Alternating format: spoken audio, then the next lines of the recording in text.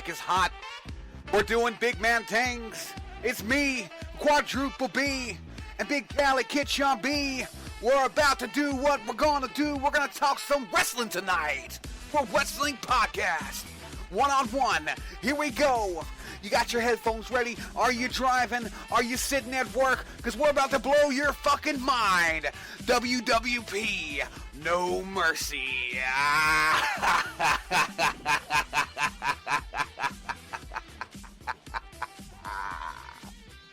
Fuck you, Baron Corbin.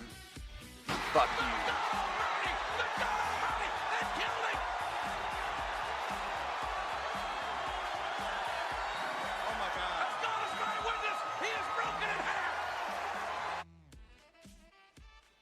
Good evening. It's me. It's that good old Quadruple B. And I'm hanging out with, I guess, that dude Sean B. Sean, welcome back to the show, I guess. No. Welcome back. The greatest of all time. The man. Big Cali motherfucking kid, Sean B. It's the Arkansas kid, me, son. Happy the Clown, the man with the power. He's very sour. And he drove into the towers. It's Happy the Clown! Yeah, it is good to be back. It took you long enough. He decided to play hooky for the last 3 fucking episodes. You know, it's okay though. It's my fault. It is 133% your fault. There's no one else to be blamed for this. It's all your fault. I need to find that guy on Twitter, man. I need to reach out to him. Who? Which guy? Your super fan. I miss that guy, man. He just disappeared, you know? He hasn't come back. I'm upset about that. You know? Like, I was really pissed off that he just stopped sending messages. I was hoping he'd be around for a long time. You know? We could just do this for years. But no, we're hanging out tonight. It's the good old Big Bad Boo Bear and Happy the Clown. We got some World Wrestling Podcast talk coming at you. So much to cover tonight. You know, a lot to cover. Happy's back in the chair. It took him long enough. He's been on leave for the last 3 weeks because he's a little bitch, you know? And, no, you've missed a lot these past 3 weeks. We've had a lot of stuff to talk about the past couple of weeks here on the World Wrestling Podcast. I've been listening. No, you haven't. Don't lie. You haven't been listening to the product. You're as bad as Vince McMahon. You're as bad as Vince McMahon. You haven't been listening to your own product. Whoa. I mean, you've said some really hurtful shit to me on the show, but I think that's the most hurtful thing you've ever said to me. Well, I learned it from watching you. I've learned it from watching you. But no, you know, so this week has been a lot of going on here in the wrestling world this past week. Releases, announcements, ties, lots of ties everywhere. You know, we've had quite a bit going on. So, you know, the new kind of way I've been doing it here recently, Sean, is I've been kind of doing how I used to do my old Real America Live show, where I'm pulling up the articles here, going through them, and just talking about them and such, you know. And the show? Yeah, it's working pretty good. So I figure we'll just get right into it, you know. You know what? Actually, because you're here and you are the NXT fan, because when me and Dad did this last week, you know, he's an AEW fan just like I am, so, you know, whatever. But let's talk about one thing from NXT, and I have drugged this for the last 3 weeks, I will say. So I'll promise to keep my opinion on the situation short. That way, you know, it's not beating a dead fucking horse. But I do want to say that, you know, we've seen WWE pulling guys from the main roster down to NXT to, you know, be able to keep up with AEW in the ratings, you know. Because, let's be honest, it's a challenge. You know, you got a lot of stuff going on over there. Has NXT beat AEW a couple of weeks? Yeah. Has AEW beat NXT more weeks, though? Yeah, lots. So, you know, we've seen Vince and them pull down guys off the main roster like Finn Balor, like Becky Lynch, to take on wrestlers in NXT. Becky really didn't get pulled down. That was for the whole Survivor Series thing. Like, well, you had AJ they're on not NXT, a right? Though permanent- AJ came down NXT, correct? Nah, he's still on Raw, man. No, I mean not permanently, but he went down there and wrestled a match. Yeah, well, that was just all leading up to the whole Raw versus SmackDown versus NXT thing. Still, though, my point is, them bringing guys back down to NXT, no matter if it was on a temporary or permanent basis, like I told you before we went on the show here, I feel like it's not only damaging the product, but it's damaging the personalities who they're using for said things. It's just a ratings grab. They're just building ratings because, well, I mean, you know, NXT has had problems catching up with AEW until they started doing these invasion storylines, and Finn Balor showing up on NXT again, and AJ Styles and Becky Lynch and all these people coming back down to NXT.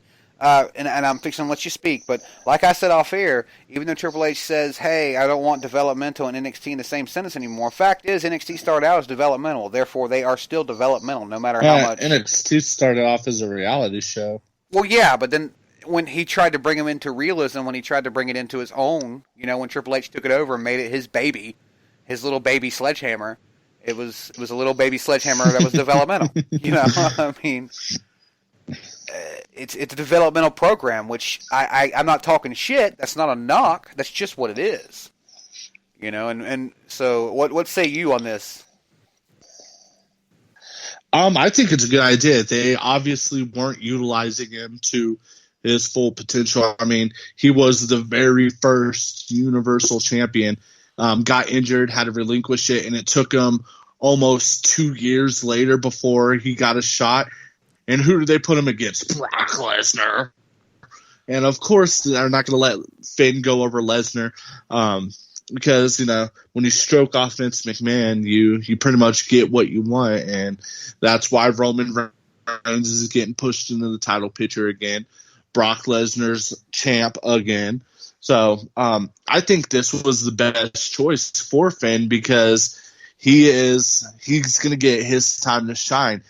He's got great talent. Dominic Dijakovic is a straight beast. Yeah.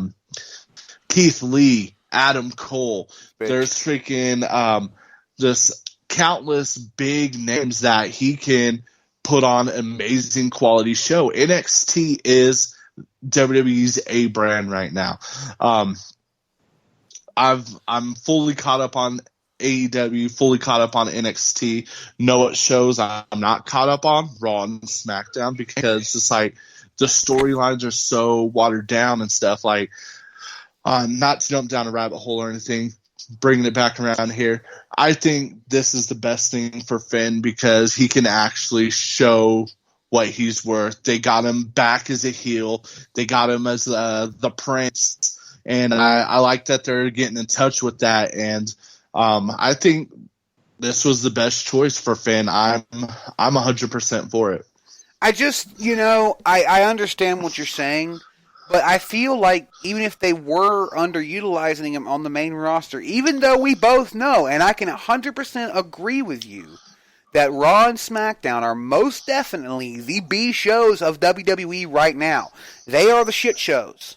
I've tried watching Raw, Yeah. I've tried watching SmackDown, I've fallen asleep both times.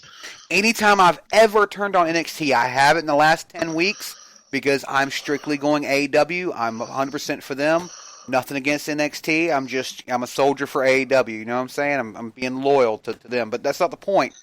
Anytime I've ever turned on NXT, I've never once been bored. And I can 100% say that.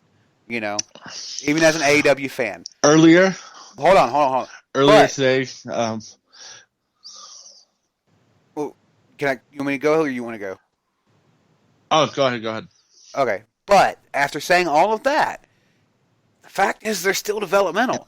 And by sending Finn back down to developmental, no matter if it's because they were underutilizing him on the main roster or not, it's still like picking up that pitcher off of the Orioles and sending him back down to the minors, to like the fucking Jacksonville Gumbo Shrimp or whatever. That's a real team, by the way.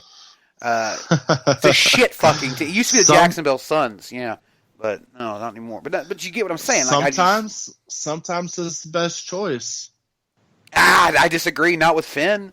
Well, you got to remember, Finn was Prince Devitt before he got here. That'd be like saying that if any big star off of Raw, SmackDown left WWE today and went to Ring of Honor, that's a step down in their career, that it's hurting them because they're now going back into the minor leagues. Repeat that again for me, please. I'm sorry, I didn't quite. I'm not making a joke. I literally didn't hear you for a second. No, I was saying, like, take any big name star off the main roster. Finn Balor, Seth Rollins, freaking, you name it. Someone big off the roster. They leave WWE today and go into Ring of Honor. That's like saying the same thing, that they're getting sent to the minor leagues. It's tarnish on their career. No, sometimes that's just the best. That's the best path for their career, because you got Brock Lesnar, bitch ass Roman Reigns, Baron Corbin for God knows whatever fucking reason. You got Braun Strowman, Drew McIntyre. You have these big guys, and then you got Finn Balor, who is an amazing talent, but is constantly getting overlooked. Whereas where he's on NXT, he was the longest reigning NXT champ of all time. Okay, but everything you're saying, though, it's not damaging his career. Yeah, it is. Everything you're saying is backing my point up. By doing all of that, by doing everything you just said, and excluding Ring of Honor, because to counterpoint you there, that's just going to another company. I'm talking about, if Ring of Honor had a guy on their main roster and sent him down to Future of Honor, I'm sorry, that's damaging him. So in this way, what you're saying is, yeah, and this is for the casual fan who knows just of Finn Balor, not Prince Devitt. You're saying, yeah, Finn Balor couldn't hack it on the main roster, so they sent him back down to NXT, and now he's dominating down there because he's fighting developmental guys. But that's what it looks like. That's what I'm saying, is it weakens. But it's not. We know that. You and I both know that. And other fans out there know that. But the guys who are in the middle of this Wednesday Night War, the guys who may be coming to the product, see Finn as shit. Right now, it's benefiting his career right now, because, like you just said a couple minutes ago, NXT is the A show right now. So why would it hurt moving him to the best show that they got right now? Because their best show, it's a double-edged sword. Their best show is developmental, Sean. Their best show is the school. Their best show is the high school of the WWE, which, once again, I'm not knocking it. It's like saying that Adam Cole needs to be in school. He's the NXT champion right now. He doesn't need developmental. No, he doesn't. He doesn't need WWE either. He really shouldn't even went there. They're going to fucking ruin him as soon as he leaves fucking NXT. As soon as he hits main roster, you and I both know he's gone.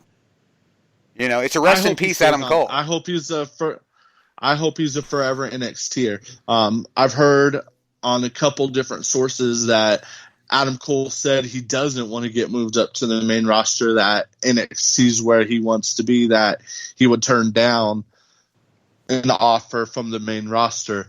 Whether that's true or not is hearsay, but I don't know.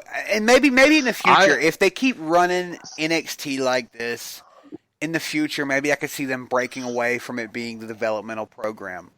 But right now, it's only been fucking 6-7 months since they got onto USA. And before that, like I was going to say, when a new guy comes to WWE, 90% of the time, where does he go first? Where do they send him to develop? The fucking NXT. Because it's developmental. Unless you're AJ Styles. Well, AJ Styles didn't need developmental. I mean, come on. He's AJ fucking Styles. Well, neither did Shinsuke Nakamura. I agree there. Kushida doesn't need developmental. I didn't know they had him doesn't need developmental. Adam Cole, Adam Cole maybe, and it's nothing against his wrestling style. It's just the way he wrestles, and they may have had to work with him a little bit. But Kushida and the rest of those guys, no, I agree. They didn't.